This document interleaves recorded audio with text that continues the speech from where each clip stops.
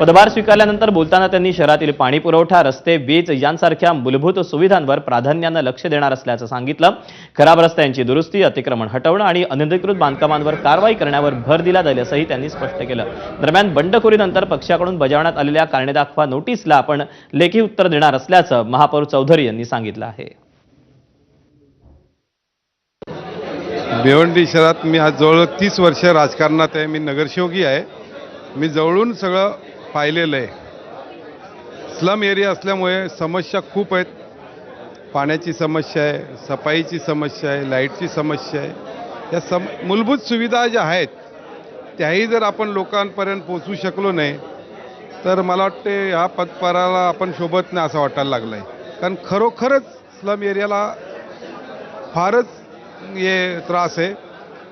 शक्यतो लवकरात लवकर त्याचा निवारण कसा होईल याचा 100% मी प्रयत्न करेन।